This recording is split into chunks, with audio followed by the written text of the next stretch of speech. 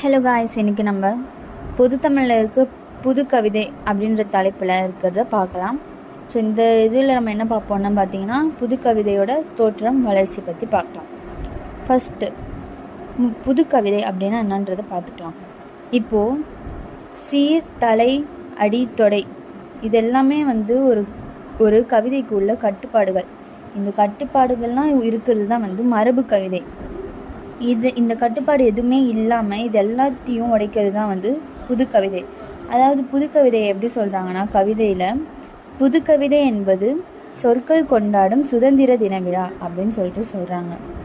இப்போது புது கவிதையோட தோற்றம், அதாவது புது கவிதையோட தோற்றத்துக்கு முக்கியமாக ஒரு சில காரணங்கள் இருக்குது அப்படின்னு பார்த்தோன்னா, அது என்னென்ன அப்படின்னா, அச்சு இயந்திரங்கள் தோன்றது, அப்புறம் மக்களோட மொழி நடையில் ஏற்பட்ட மாற்றங்கள், அப்புறமா மரபு கவிதையோட செறிவு குறைஞ்சது, இதெல்லாமும் தான்.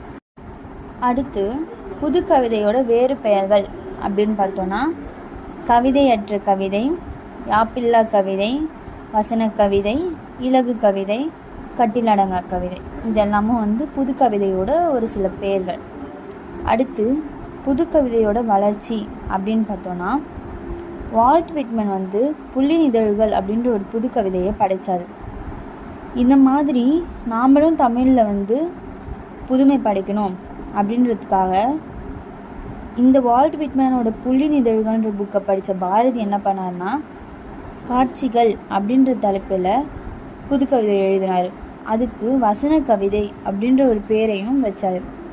அடுத்து புது கவிதை வளர்ந்த 3 காலகட்டங்கள்: மணிக்கொடி காலம், எழுத்து காலம், வானம்பாடி காலம், இதெல்லாமும் புதுக்கவிதை வளர்ந்த ஒரு 3 காலகட்டங்கள். இப்போது புதுக்கவிதையோட வளர்ச்சியில் பார்த்தோன்னா, நம்ம பாரதியார் வசன கவிதைன்ற வரைக்கும் எழுதியிருக்காரு அப்படின்ற வரைக்கும் பார்த்தோம் இல்லையா. ஸோ பாரதி வழியில் வந்தவங்க தான் நா. பிச்சமூர்த்தி, ராஜகோபாலன், வள்ளிக்கண்ணன், புதுமை பித்தன், இந்த மாதிரி இவங்கெல்லாம் பாரதி வழியில் இவங்களும் புது கவிதைகள் படைக்க ஆரம்பித்தாங்க. இப்படி தான் ஸோ புது கவிதை வளர்ந்தது.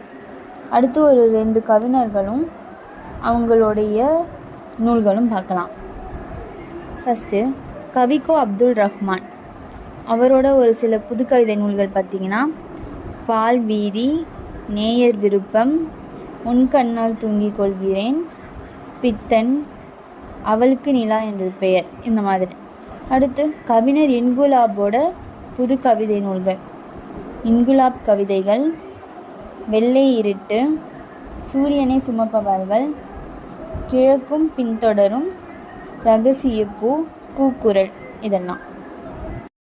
அவ்வளோதான் கைஸ். இப்போது நாளைக்கு எக்ஸாம்ன்றதுனால சரி ஷார்ட்டாக கொடுக்கலான்றதுக்காக தான் இது கொடுத்துருக்கேன். தேங்க்யூ.